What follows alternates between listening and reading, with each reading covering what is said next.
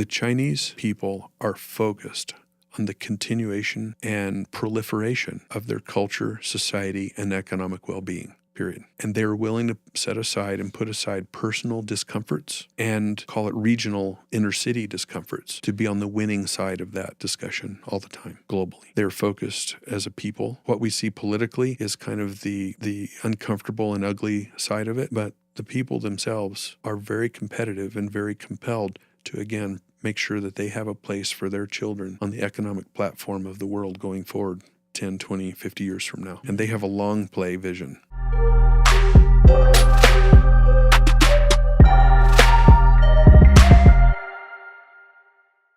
Everybody, welcome to this episode of OPS Unfiltered. I'm your host, Jared, founder and CEO of Luminous. Today, we have a very special guest, Darren Long. So he's actually the father Jared. of one of my previous guests, Rawson. Mm-hmm. So, Darin, can you just give us some quick background? What's your experience with supply chain operations in modern companies? In modern companies, does that include back before the 1990s?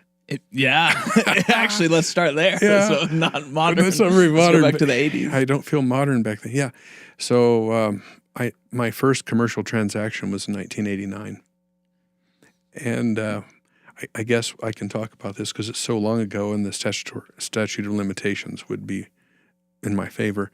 My first assignment was to go buy Levi's in China for a small company in Missouri. Oh, wow. Yeah.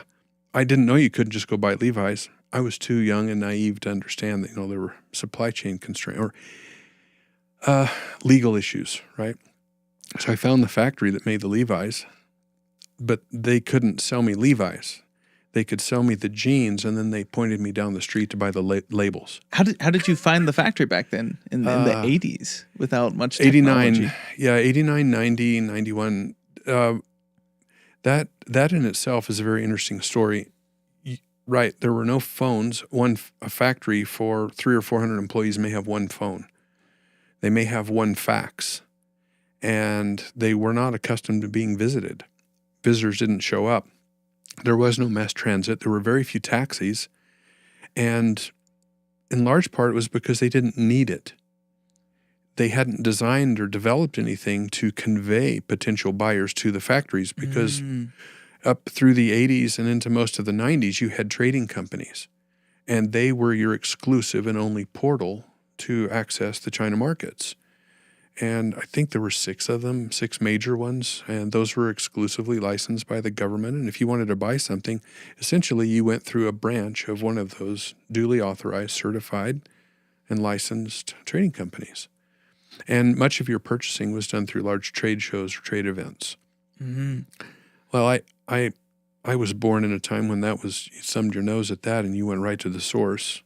And so I would show up in China knowing that there were certain areas of China I couldn't travel to. So even in the 80s, 90s, this idea of going direct to the factory was very much like get somebody to go and do that. You had to. Foreigners were not allowed to travel most of China at that time. Really? Yep. Was that a law? It was a law. Oh, wow. I didn't know that, however it clearly stated it was, when I went to buy tickets to certain towns to go to where I understood factories were, I couldn't buy the tickets. They wouldn't sell them to me. No way. Good. Just because, like, the color of your skin or the law? Well, they also mentioned my nose was a little larger than most of them. So it wasn't just the color of my skin. So, yeah. And they would just say, sorry, there's no tickets left. Interesting. And so I would use friends or former schoolmates from Nanjing University, where I went to school. They would buy the tickets for me, and then I would travel on the bus. Wow. Or the train, depending on how far away it was. Okay, so before we get a little bit deeper into that, so very deep background in international business, specifically supply chain, sourcing. How did you get into that? Like, you speak Chinese. I do. You needed to back then to actually navigate. Clearly. I loved it. So what led you there? Like, how did you learn Chinese? Why did you start sourcing for people? Well, first of all, I got a D+ in Spanish, and I think I got a D+ in French when I was in high school, so I didn't recognize that I had any language skills at all. And I was called on a mission for the Church of Jesus Christ of Latter-day Saints, and I was called to serve in the Taichung mission. I didn't even know where Taiwan was. I had to ask my dad when I read him the mission call on the phone. And Dad says, well, son, I think it's next to China. And I thought, oh, that's a long ways away. I'm going to have to learn Mandarin Chinese, and that's what your assigned language will be in. But when I was in China and learning the language, I can't take credit for it. I didn't have to work for it like I saw so many others. It felt like came second nature to me. So I was very fortunate that way. The pictographs and ideographs just stick in my head. Interesting. And so through 85 to 87, that was my life, proselyting in China and learning the language, and we had to learn characters. Okay. So I focused a lot on the characters. And then 1988, I went on a study abroad to Nanjing University through BYU program, Kennedy Center. How old were you then? 19, 20. Okay, cool. So Old enough to shave, but not much. Yeah. That's okay. That's when you went to Nanjing University. Yes. Oh, I'm just curious, the transition, because I speak Chinese as well. 是吗？对对对，我会讲。哇，这样子，非常 The transition to Taiwan Yeah. Chinese to Nanjing University. How was that? My instructors found all of us to be kind of hilarious. It was, oh, you guys sound so Taiwanese. You guys sound so Taiwanese. What is Taiwanese like? What is that characterized by? Chinese spoken more from the front of your mouth, as an aspirate. More this. Ni是不是? You know, it's spoken more from the front of your mouth, and whereas in mainland China, it's more from the back of the mouth. It's more full mouth. 是不是？对，你是不是这样子？你去不去？要不要？ And there's a lot less focus on the structure and the tonal. There's a lot more emotion shown, I think, in the way you express Mandarin Chinese on the mainland. I've often been told when I went back to Taiwan that your language is too mainlandy. It's a little sloppy, and that's because the end of a sentence you may trail off, and it may not be as an explosive fourth tone or a soft third tone or an upward swing second tone. It's more colloquial. And yeah, it didn't take me long to appreciate the more sing-songy nature of mainland Chinese over the Taiwanese more provincial language. Before we move on from this topic, what's some advice that you would give to Chinese speakers going into international business? What do you learn? Why do you learn it? What type of Chinese do you learn? Taiwan Chinese? Do you learn mainland Chinese? Any tips? You learn any Chinese you can grab a hold of, and just have fun with it. The largest, working with a lot of interns and having them come over with mostly religious background Chinese and exposing them to the broad range of business and interpersonal Chinese. The best advice I gave any of the interns was have fun. Don't take it personal. Get it wrong and enjoy getting it wrong, and then allow that to be a learning experience in itself. You're rarely going to forget something where you say something, it ends up being a joke of a lifetime. You're going to remember that experience, and it's going to be fun for you going forward and reduce the learning stress. Just have fun.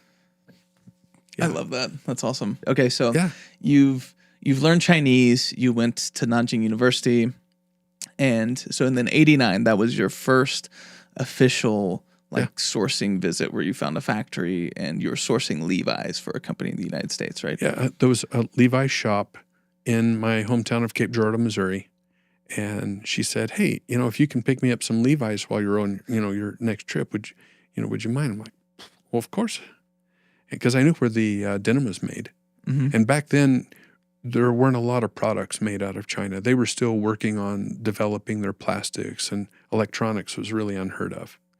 So silk, denim, that was pretty much my assignments. Back then, it was a limited scope, very limited scope. And what did that experience catapult you into? Like, I'm guessing that experience sort of catapults you into your career and building an actual company. Yeah, what followed after that? Well, it was a series of catapults because in the late 80s, early 90s, people were mentally unaware of what a China opportunity would be for them. We were still somewhat agricultural and industrialized as a country.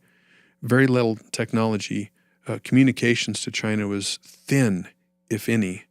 And most of the times you could try to send a fax and the line connection was so staticky the fax would come out unclear. So it wasn't an easy bridge.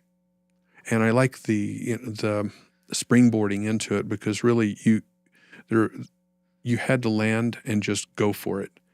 There was very little structure, no phone books, no ways of finding anyone. And so when you came to a central location, it would be in a city with the only hotel that was authorized for you to stay in if you were further inland from Shanghai. Mm. And then you would start asking the concierge, the hotel management, sit down and invite them to dinner. And do you guys know of any factories that make plush toys? Those are my second items. Okay, so or any wooden toys. So the way you would find things back then is you'd fly into one of the major port cities like Shanghai or Hong Kong, and you would just make your way in, have dinner with the concierge or like the whatever person in the air that you can actually get some intel. You'd have to warm up to them. I would typically stay a month to 2 months at a time. Yeah, you couldn't just get a ticket somewhere. Mm. The train from Shanghai to Nanjing at that time was a full day. Wow. Yeah, and you'd often get ash and soot on your face because the windows were all open. There was no air conditioning in the cars. Jeez. It's hard to imagine. And you arrived sore. You arrived sore, and most of the seats were standing seats, so you would stand up for the whole ride. You'd sit down in between. If you had a couple of seats open, you'd sit down on the hard board. Inzuom. Those were hard. Yeah. And then what you do if I heard of a plush toy factory, which I did, and here's an example of the challenge of finding things. The little town was named Wuxi, which means no tin. And it's kind of a fun way of naming a town, no tin. But I got one of my fellow students had purchased me a bus ticket to Wuxi, and I went out to Wuxi, and I was looking for this plush factory. It got a little bit late. I found them, but I missed my ticket back. I missed my bus back. I didn't have a place to stay. There were no hotels. And so I went knocking on doors on Luguans, hostels, basically overnight hostels, and they wouldn't take me in. And it got a little bit later, and one of the ladies had pity on me. I could see it in her eyes. She said, "Come back after dark." And so I came back after dark, and she let me in, and she was looking around left and right. And when she came in, she goes, she said, "Don't say anything. I don't want to see your passport. You can't sign in. You have to be in like now after dark. Don't talk to anybody, and you'll need to leave before dawn.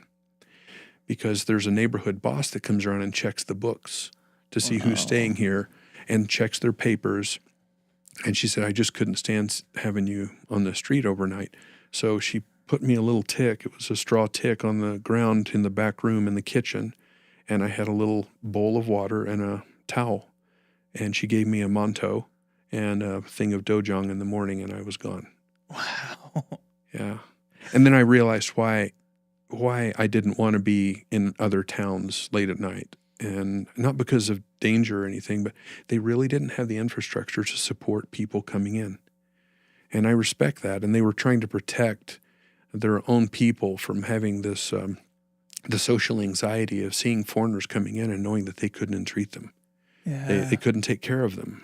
That's really interesting. No facilities. Wow. It was a fun experience. Okay, so I mean, back then the infrastructure wasn't set up in China. It was truly difficult to source a factory that could do wooden toys or denim.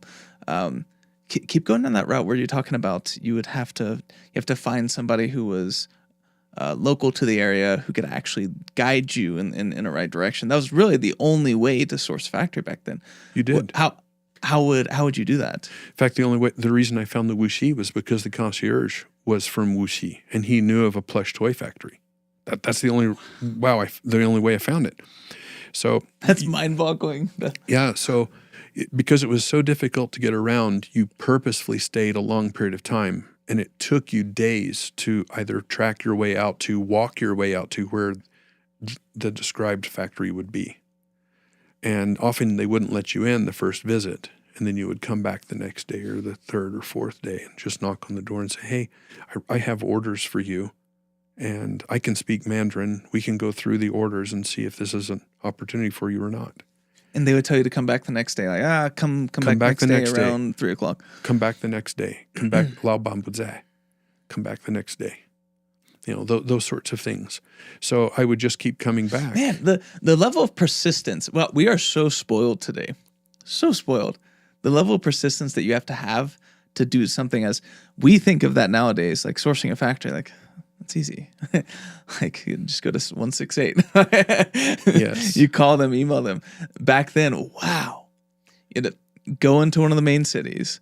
It was super difficult to find a place inland. Talk to somebody who had local knowledge. Mm-hmm. Then they had no clue you were coming. So you just have to be persistent until you can finally get a meeting with the boss. That's it.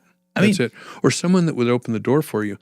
The Laoban usually lived on campus. They had a lot of dormitories that were on campus for quasi-remote workers. They might come in for the week and then return back to the weekend. Keep in mind, it was still primarily agrarian. One of my first plastic factories that I ever saw, when I approached, they were rice paddies. And I was literally walking across the median of a rice paddy. It was a little wider than most. And I went out to, it was a tin roof shack, a total B-52 sort of thing. Tin roof shack. It was rusting, and it was in the middle of a rice paddy. And Jared, I kid you not, they had wheelbarrows bringing in plastic pellets to put into a plastic injection machine in the middle of the rice paddies. Oh my goodness. And that was the rise. That was the way. I think the farmers were some of the most innovative, creative, let's get things done people around.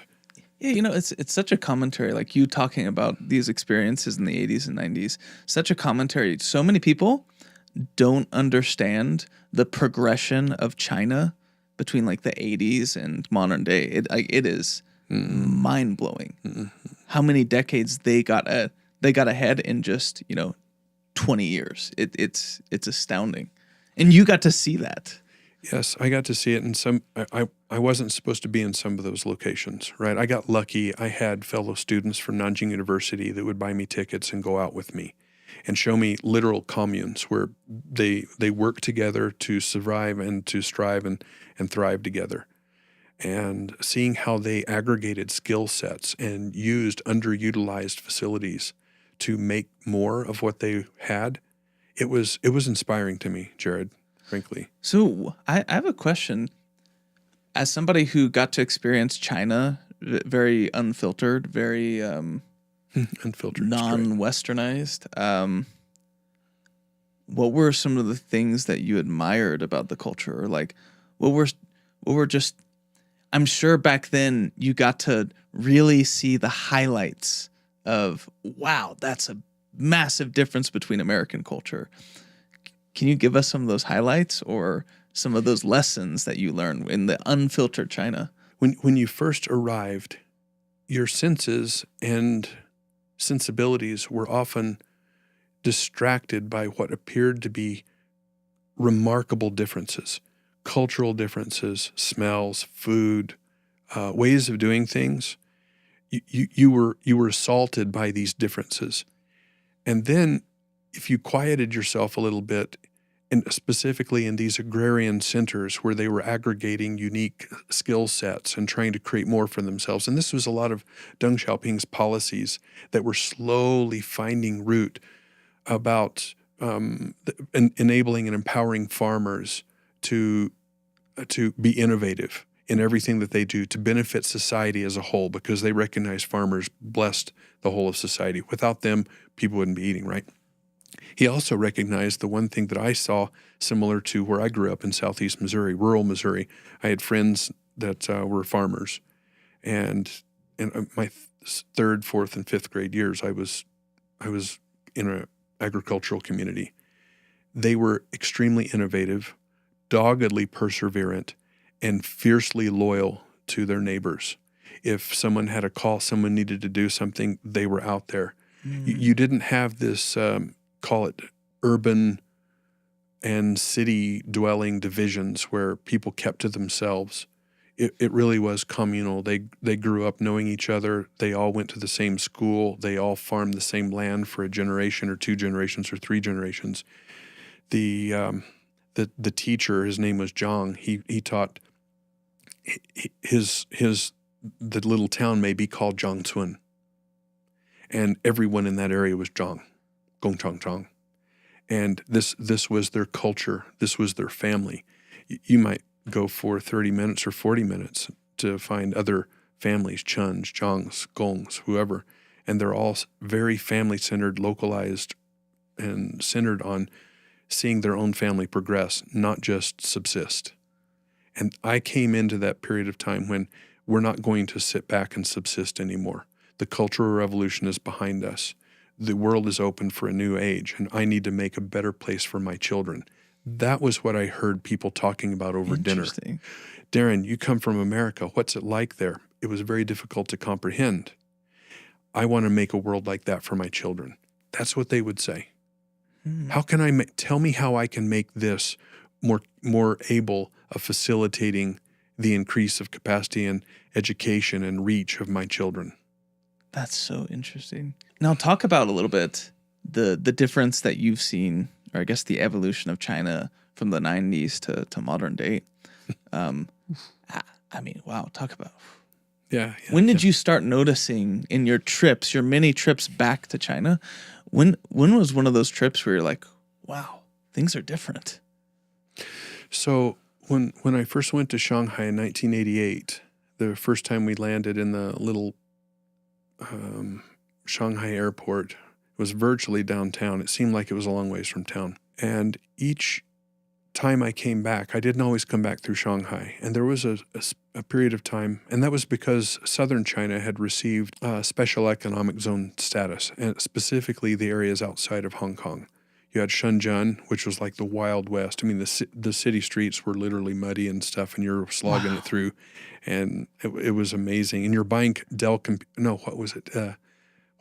I forgot what the name of the computer was everyone wanted back then, but they were making these computers, assembling them all along the street in cottage style. Whoa. And so they'd fold and bend the case, they'd paint the case, and they'd keep going down the street, and then they would be stacking the boards and putting them with power supplies. Yeah, open front. There was no, they didn't worry about dust. Dude, it was insane.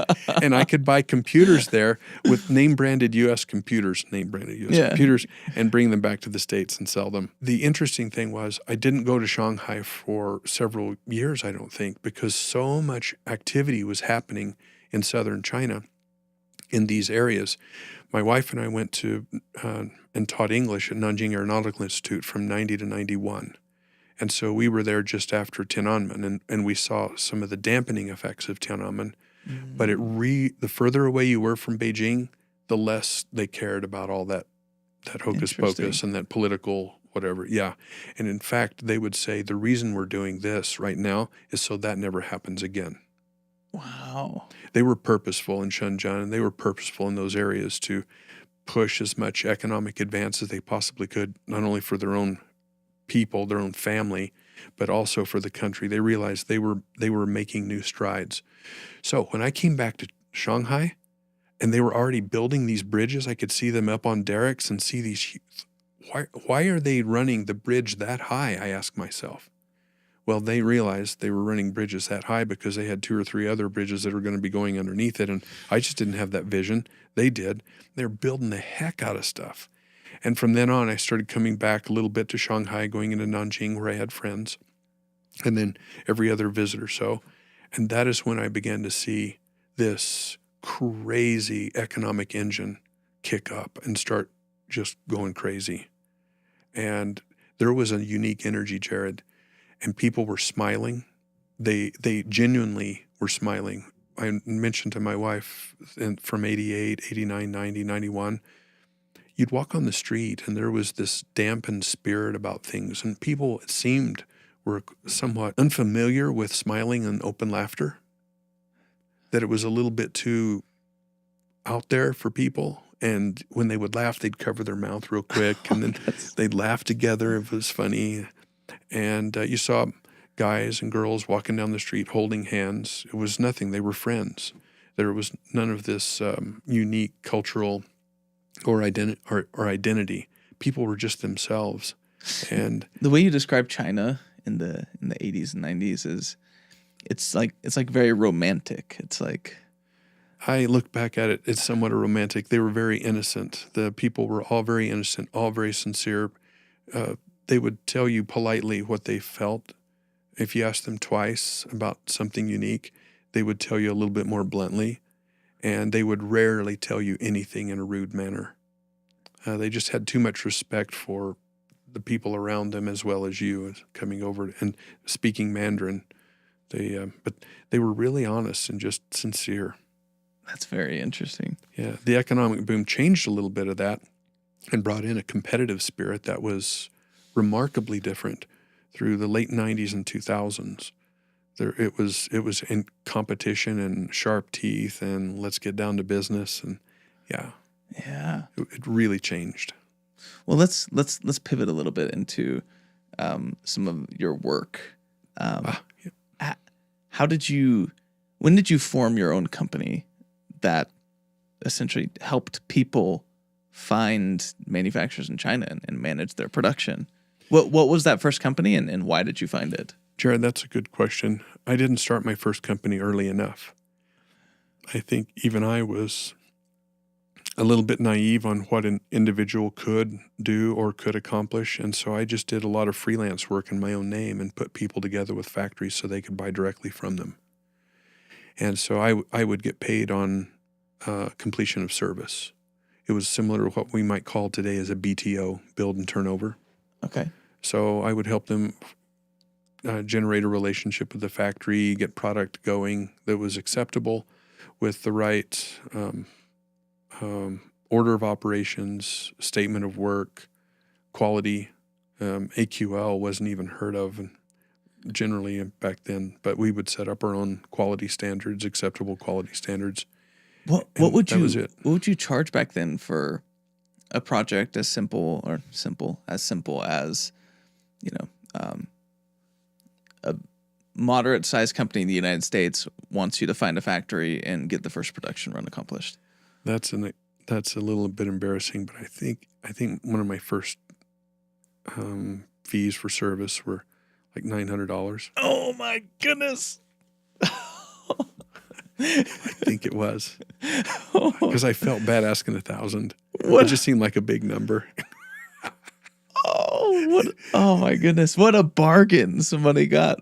It's like somebody going in doing what you were describing in the 90s. Like that's like hundreds of thousands of dollars of value. I recognize that now. At the same time, I remember explaining to myself the hardship I was going through. I was also learning. And when it took me 2 months or 3 months or 2 trips to get something completed for someone, I often felt a little guilty charging that, because why couldn't I do it faster? Why couldn't I do it more efficiently? I relate to that. Like, as a fellow business owner, like when I first started Luminous software, I didn't charge anything for our first customers. And I simply saw it as like you said, I'm not an expert yet. It's not working like our competitors. So I totally see where you're coming from. That's part of, you got to get the hard knocks in first. But, but then there's also a side of me that's like, man, what else are they going to do? You provided it's such a straightforward value add. Like, I will set you up with a manufacturer. Yeah. it's cool. Yes. I remember there was discussion over the sharing of expenses or they purchased plane tickets for me, and there were those, but the fee for service, I remember, I think that I'm really remembering the first one was like $900, and I thought I was on cloud nine. That's So awesome. I'm in business now, but yeah, we really didn't start a named business until late into 2000s. Oh, okay. Yeah, and all through 90s, and there was a period of time, Jared, because I would have to be gone. Literally, I have to be gone 3, 4, or 5 months. It was stressful on my family relationship, so there was periods of time when I would work and consult and provide advice on how to do business in China from the United States, and I wouldn't be taking my long monthly or multi-month trips. It would be. I'd go to the Canton Trade Fair, and I would stay for 3 months. I've gone to the Canton Fair. It's amazing. Because after the Canton Fair, what do? You go back home? No, you actually have to go to visit the factories of the contacts you made and qualify them, see what products they really do make, or because you went through trading companies, right?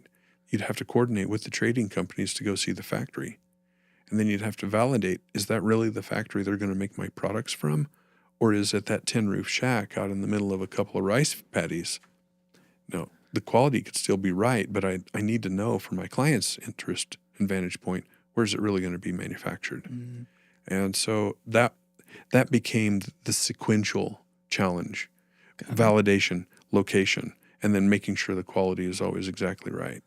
I think that's a great pivot into modern day sourcing. So this kind of rapid fire question, I want to get a quick answer from you. What are your thoughts on the evolution of modern day sourcing platforms like Global Sources, Alibaba, Made in China? What are your thoughts on those? Global Sources just started when I was in college, and it was the only internship program available for us. So I have a framework for the Global Sources origin. When it started, I think it was less commoditized, right? It was more individual service, and folks were the companies on both sides of the pond knew that a full breadth of services needed to be offered in order for people to actually have success in transactions with China. Banking transactions are difficult, whatever. But what did I see the differences and between then and now, and what all? It means today, I'm less. The cowboy version of me needed to be in existence years ago in order to kind of bridge some gaps and to forge some paths and all that.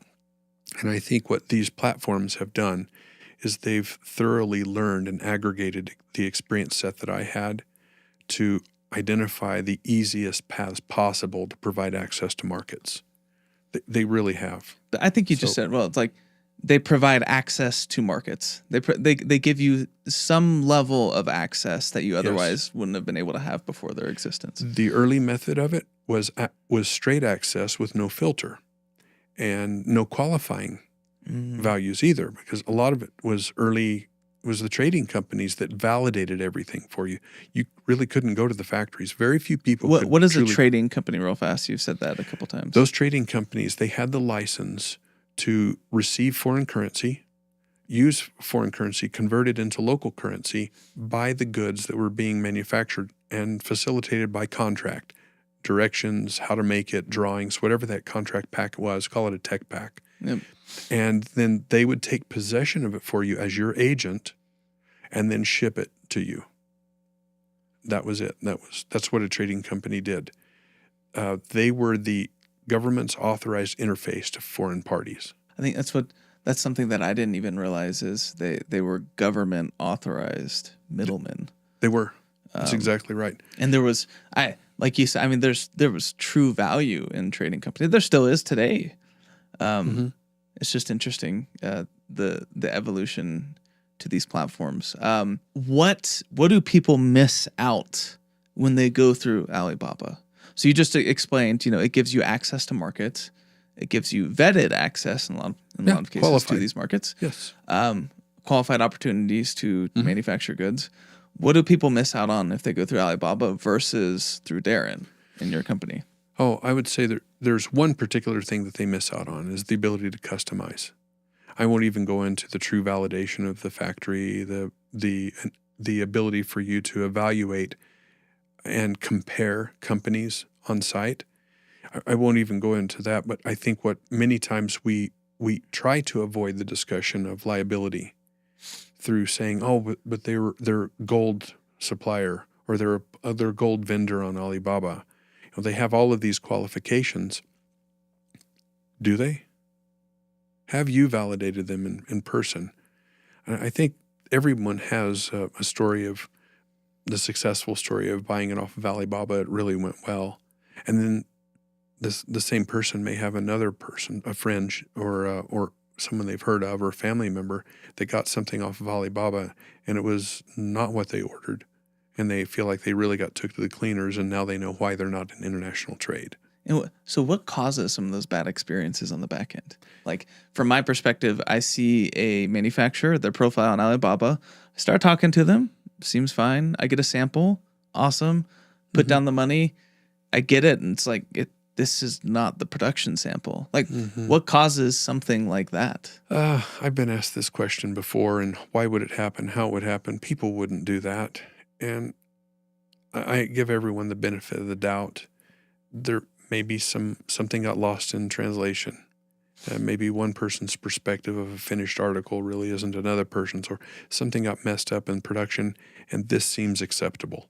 Maybe because there's not an AQL statement which fully specifies what is acceptable and what's not acceptable, or what the major or minor flaws are acceptable, or how many points are going to be docked for these particular incorrect forms or incorrect methods of delivering the product, wrong color, wrong shape, whatever, right? But I think there are some just genuinely bad actors that they don't care. They've collected the check and they're going to ship this over, and they're a long ways away. What will it matter? Yeah. And I fundamentally, I think it's those sorts of people, and I don't see a lot of them in China, but they are there. And that's why we have a sourcing office. I've worked with people that I hired away from other companies because of how honest they were. And I've worked with them now for over a decade, 15 years. So, yeah, some of them were critical experiences for me. I had a battery-powered device, and I this is interesting. One of the things I do with supply chain is I'll call it the flagship product, or I'll ask my client to say, all right, this is your widget. What makes your widget unique? And they'll tell me. And then we'll go through and identify in terms of priority. How do you want me to carry forward on identifying the factory that you want and getting this product for you and everything? And then I'll say, all right, who is your primary competitor, and why are they number one or number two within this particular space? And then they'll explain it to me. And then what I do, Jared, is I will go and find the competitor's supply chain, and I will study it. And I will crawl down into the root of the supply chain and find their raw materials. I've done it for everything from batteries to magnets, sintered objects. I've been to the side of mines where they mine metals that they use in automotive or electric motors and generators. Wow. Yeah, it's a very unclean environment. There's no way we would ever have it in the United States. I understand why the EPA pushed it all over to China and then shakes their finger at them and saying, China, you got to clean up your act. It's just a messy, it's very, very dirty. And anyway, so I study the supply chain, and I go to all of the prime element suppliers to understand where the weakness of that supply chain is. So I can recognize and share with the client where they're going to find potential weakness or exposure, cultural or EPA regulated exposures and what they're doing. And then I go to my client and then I say, okay, here's how we can avoid some of these exposures, or here's what we can do strategically to help you avoid what might be pitfalls for other participants within your segment. And then we build from there on what their sensitivities are, or their levels of their fear of exposure, and we'll build off of their supply chain and their product. And so that's how we differentiate from what you might get from an Alibaba, which is a final package good, but you really don't know what's on the backside. It's a Wizard of Oz thing. You get to the factory, but do you really see behind the curtain? And we don't even go to the curtain. We just go to everything behind it and say, here's what you're going to build your product with. What do you feel comfortable doing? Yeah, I think it's it's such a common phrase to say boots on the ground. And you guys genuinely provide boots on the ground to those companies who actually want something. They want to see behind the curtain. They want to see exactly what's going into it and optimize every single little detail. I think even just the visibility that will provide, there's so much potential value that you can provide. I might say it's an education in their field. Many of them, we're non-industrialized now, fundamentally. And so I bring back an education packet of how do you make your product? What are the core elements? What could you find in terms of a liability or market shift within a particular, and that's going to drive your pricing? Or potentially, because of human condition, make it look like you're exploiting a particular population. We need to avoid all of that in today's modern world and communication, where everything really travels at the speed of light, right? That the Industrial Revolution, followed by the communication and transportation revolution, has made the world flat. And you do have to have boots on the ground, and you do need to have transparency down in your supply chain, or you're really exposing yourself to the liability of 700 people in between the design of your product and the receipt of your product. Let's put on our projecting hats real fast. So obviously you've seen so much change in China and the United States. Both of those countries, how they fundamentally do business is ever evolving. Where do you see China in the next 50, 100 years? And where do you see America in the next 50 to 100 years? And I'm talking like in a broad sense. Obviously, the United States is not a manufacturing economy. China is. China's economy is evolving. Where do you kind of see those two economies in the next 50, 100 years? So in 2015 through 2019, our three offices began to undergo what I would consider an increased evaluation cycle.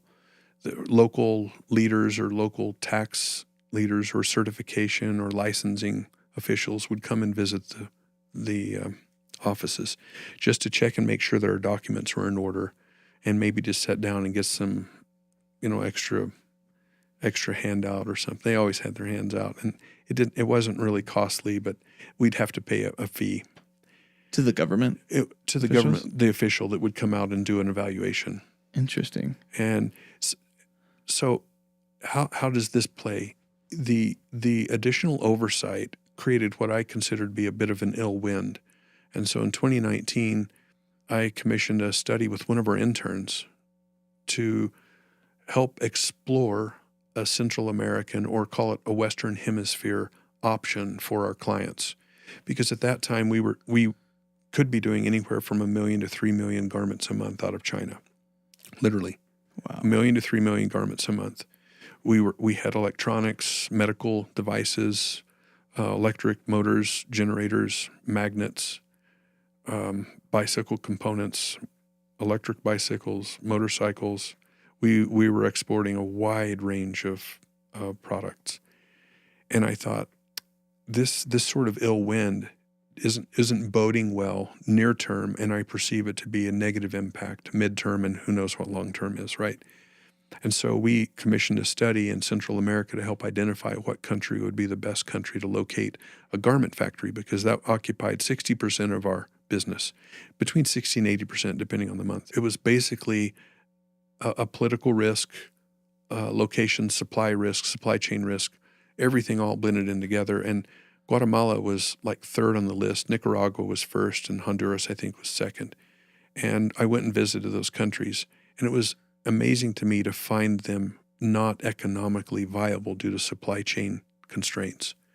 They did not have the infrastructure like China had. Mm-hmm. And they had fallen behind in the investment cycle, global investment cycle, because China made themselves so appealing, Jared. They were easy to work with, really. I talk about the hardships of the early days, but the way they communicate, the way they do business, the pace of business, there's a lot to be learned from China for Americans too. That's interesting. About focusing and just getting stuff done and quit whining and complaining. Just get down to the work, get it done, and through that find a new level of happiness and opportunity. Central and South America had missed the industrial and some of the technological innovations that had really bridged the business gap between China and America. We set up in Guatemala. Why? Because we're 7 days door to door on the East Coast, Midwest, and 15 days West Coast door to door. And that shortened people's cash cycle. And from a garment perspective, it worked. But I couldn't bring over other tech. I couldn't bring over plastics. I couldn't bring over in any sort of forming. They just didn't have the infrastructure there. Electricity isn't widely distributed. China has done such a marvelous job supporting their infrastructure and development to enable industry to be globally competitive. But that wasn't happening down there. So we still do a lot of supply chain out of China. Where do I see things happening? I see a divergence in the low-cost labor set being brought closer to home because there really is low-cost labor in Central and South America. China is investing heavily right now in Mexico, and they will for the next 10 years. 5 for sure, 10 is a reach because they are seeing the inability to reach U.S. market and Western markets due to ideological differences that are growing. And it's not so much that the issues didn't exist before, it's that people are making noise about them now. Yeah. And finding a reason to say, I don't want to do business now. Right. But like I said before, some of the dirty chemical processes that were exported out of the United States, they were done purposefully, and then no one cared about what it was doing to China. It was our own appetite that was hurting their environment, and then we blamed them for hurting their own environment. Now that's me taking a little bit of a bench, politician side of things, but it really is I view that as being the negative side of U.S. influence in China. Here, do this for us, but keep it clean. Or don't tell us. Yeah. Right? And then slapping them on the wrist when yes. they find out about it. And then that just escalates. And that's where we find ourselves today, where we haven't, in a balanced way, really sat down and talked about our differences and, critically, our similarities. The desire of the Chinese businessman is exactly what the desire of that farmer was back when I met. It is, how can I make my situation better so that my children can excel in a global economy? It's the same thing they're asking today. It's the politicians that tend to drive things sideways and lever situations so that it becomes untenable for the most of us. But where do I see it going in 5 to 10 years? They've already, that road and belt or the belt and track or whatever that is, that program, they set that up and started that up a decade ago because they knew this day was coming. And so they have incredible amounts of foreign direct investment in Africa, and they have incredible amounts of foreign direct investment in Mexico and Nicaragua and any other country in Central and South America that will take their dollars and change their statehood affiliation recognition from Taipei to Beijing. And we don't invest in that. So fundamentally, the United States is giving away global territories and global markets by not addressing issues of finance and support of economic development. We tend to foster relationships through other methods and terms, but the Chinese are just straight economics. And what do you think? That's going to adjust it. 10 years from now, they'll be divested in China. In fact, interesting, you'll like this, sorry to interrupt. You're good. That some Target basically has said, we're not going to be producing in China anymore. China is the backup source for manufacturing going forward. Mm-hmm. When Target makes a statement like that to their own executives and sourcing managers, they're moving out of China. In fact, a Chinese company invested in our Guatemalan factory so that they would have a Central American source for their a center hub for their operations. So it's just going to slide, and we're going to see a greater divergence in economic decoupling with China and the United States, to where I'm not sure how much trade we will be doing in 10 years, unless the political lesions can be healed through real dialogue about what's really going on in the world.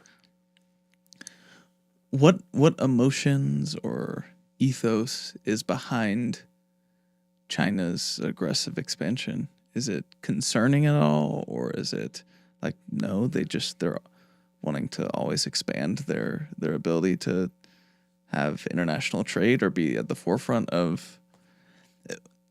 Is there something malicious behind it? Do you think it's mostly benign? So I studied and graduated in ancient Mandarin.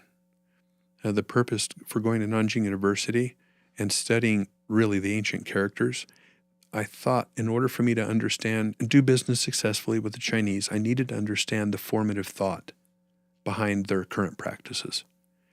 So I studied the characters, and I studied poetry, and I studied literature, and then I studied politics, and I read the Chairman Mao's Little Red Book.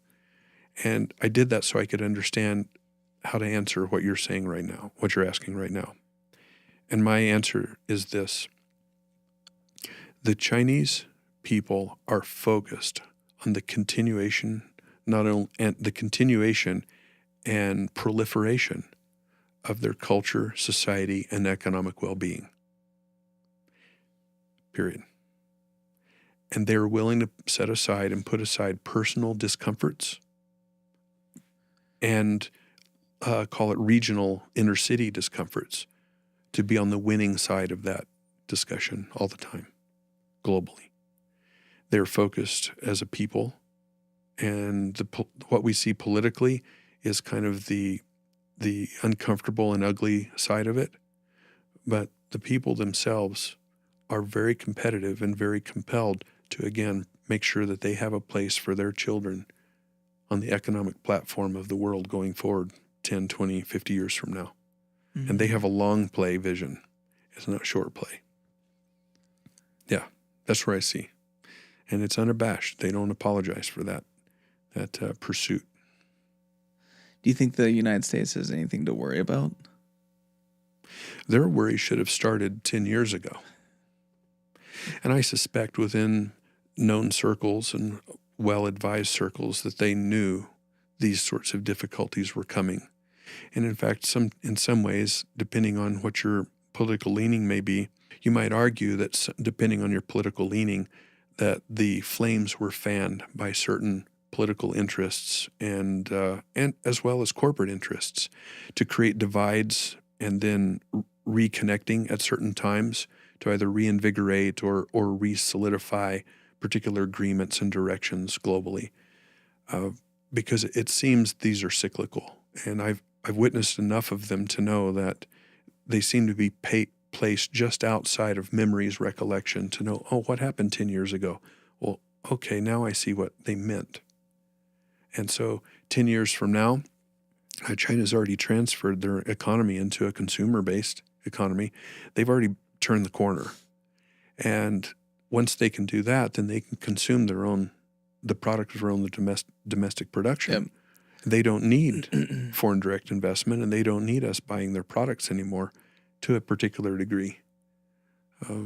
We've seen changes in their economy recently. We've seen changes in their tax structure and their tax policy integration. So do you think the United States needs to similarly pivot and become more of a manufacturing country? Absolutely. Yes.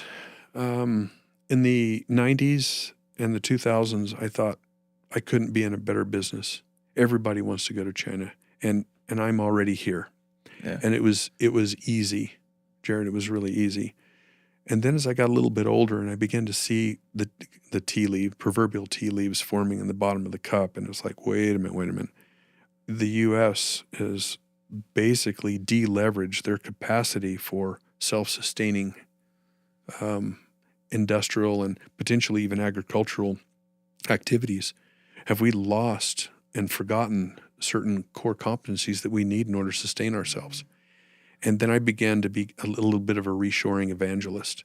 And that really did happen about 2014, 2015. I started relooking at what was the path of my life. If things happened right now that were disquieting, would I regret offshoring so many jobs? And the answer was yeah. Yeah. That's a really interesting perspective. And I need to work now for the rest of my life to see if I can't re-equalize the balance of trade that I may have offset. What can I do to my own footprint to leave the world a little bit better and more balanced, and also to provide some balanced advice, not that I was ever just self-centered and come to China no matter what, I always counsel the businesses to retain some of your manufacturing base in the United States for the what-if occurrence, for the black swan occurrence. Because if China gets shut down, if there's a typhoon, there's a number of things that could cause problems in trade with China. You better be able to sustain yourself here for a short period of time to bring up your supply chain. If it gets squashed, COVID was a perfect example of that, right? Goodness. You got to experience that. So I had bird flu in swine flu and bird flu in 2004 was a precursor to what we went through. Goodness. Yeah. Well, two more topics I want to dive into real fast. Sure. Number one is troubled clients, troubled purchase orders, manufacturing runs. What are the top three things that you've learned from the bad experiences with customers? Manage expectations. And you do that only by truly understanding what caused the problems. You need to manage expectations, and you do that through going in and studying a little bit and being very objective of what the cause is so that you can inform them. And the last thing is to look at every disruption as an opportunity. These supply chain disruptions, process disruptions, manufacturing disruptions, they're all opportunities to learn. If you don't look at them as opportunities to learn, you end up getting bitter about the relationship, finding reason to blame this person or that person or the other, and it ends up being a non-accretive experience. Those are the three things that I think I learned from and I learned to manage through. And in every instance where I did that, Jared, I ended up developing more business with them. Interesting. Mm-hmm. So you take those bad experiences, find the source of the problem, come forward with it, and a lot of times it expands the business relationship. Yes. With one company, they were seeing some IP leak, and so they asked me to find the factory that was making leggings. How many factories in China are making leggings? Thousands. Well, it turns out I found them, and I went to visit them, and strangely enough, this man would not let me into his design studio. He would not let me into one room. The door was locked. I didn't speak English. This is kind of a funny thing. I wouldn't speak English. I mean, I wouldn't speak Chinese when I first went to them. Oh, you would fake. I have my Chinese assistant with me, Bree or Crystal or someone else, and they knew the play. They knew the playbook. We'd go in, I'd speak only English, they would translate. And somewhere through the process, they would offer them, I'd say, look, I'm just translating for the guy, but I know if I approach him with a certain amount of money, he'll pay you amount of money. And really, I want to look good. If you can let me in that room, it'll make me look good. I'll share my tip with you. I'll share whatever. And you know what? Often, Jared, they would let him in. And then I would realize, okay, we've got a broken supply chain here. Yes, your designs, engineering designs, whatever. It could be clothing. It could be electric motors. It could be medical devices, dental devices, whatever I was doing. If I found their competitors, remember I went and I studied the competitor's supply chain. If I found them open to handouts, you knew that there were other factories similarly aligned, right? This guy would not even let us in. I came back a second time. I came back a third time. And he said he didn't want to talk to me a third time because he figured I was a spy. Wow. And later on, he's been one of my best friends in sourcing because I told him why I was there. And I thanked him for letting me prove his supply chain and prove that he was a high level of integrity in everything that he did. And so it's one of those things where you take what you've learned from the supply chain. And when I went back to the customer that had asked me to find their supplier, are we getting IP leak? I could tell him, absolutely not. This guy wouldn't take a bribe from a local, wouldn't take a bribe from me. And when I started speaking Chinese to him, he just laughed. He laughed. He goes, I knew it. I wondered, you were just asking too many questions as if you were understanding the discussion I was having with the translator. But I've been there 3 times trying to crack his shell. Yeah. He just wouldn't let me in. That's really cool. So, but yeah, you learn that. You learn how to express your own technique and validating someone's integrity and the integrity of a supply chain. And, you know. What advice would you have for, this is the last question because we're running out of time. What advice would you give to an e-commerce founder or operator let's say somebody running a $20-30 million a year business, who is almost exclusively reliant on China. Mm-hmm. What would your advice to them be? Would you tell them diversify everything? Would it be really blunt, like get out of China? What do you think they should do to prepare for the next 10, 20 years, brands that are really going to have success from a supply chain perspective? First of all, I would congratulate them. Raising anything past the 10 million mark, that's when you can start really getting legs. And it takes so much work and effort to get to that 10. My hat would be off to them. And I'd recognize they've got some great qualities that help propel and drive them through those levels of success, because it takes drive and grit. People say it's luck. It's really not lucky. The second thing I would say is that, yes, to assume that the economic conditions and political conditions between here and 5 years from now, or whenever you have your perceived exit, to stay the same is a wrong assumption, and it could bite you.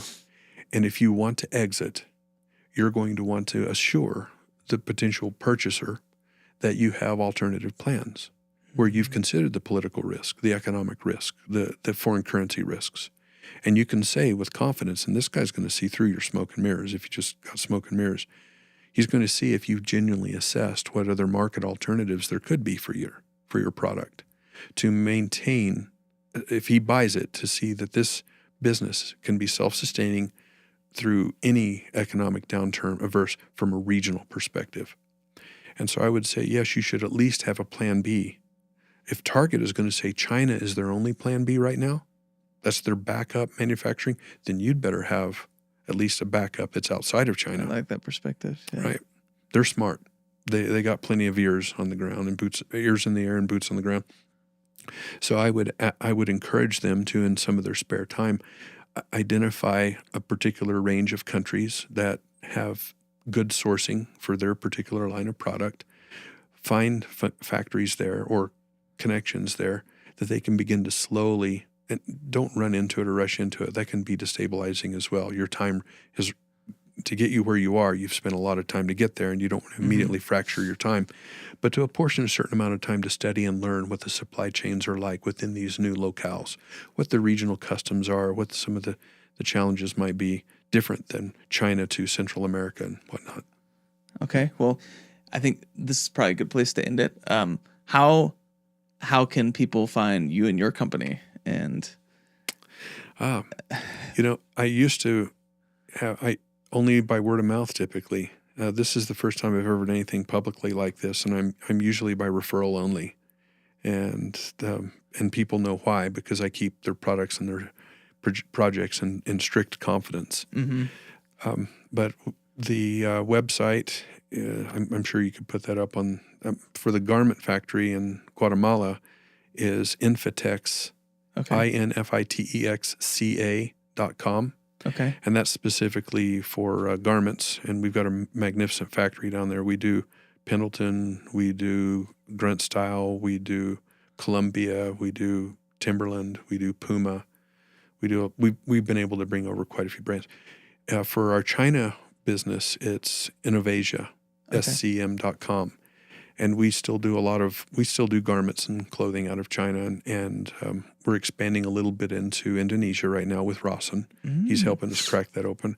And we do a lot of electronics, pickleball stuff. Oh, that's cool. Yeah, pickleball. Are you kidding? That is amazing. That market. Just the explosion of pickleball. Explosion is right. So we do a lot of bag development for some other labels and do a lot of other paddle development. It is fun to be in such a dynamic sport like that. I haven't seen anything like that since Ironman, when we were doing Ironman. Oh man, I'm excited to get some of these clips to you from this podcast. I think people are very attracted to, from a supply chain perspective, to people who have been there, who have real authentic stories. I could talk all day, especially about like the topics at the beginning of the conversation, just about like old China, the 90s, 2000s. But this was definitely an interesting conversation for me. I hope whoever watches gets some appreciate value it, out of Jared. it. But Thank you. yeah, thanks for stopping by. And these are questions I hadn't thought about for years, and so it's been invigorating. I appreciate it. Thanks for having me. No problem.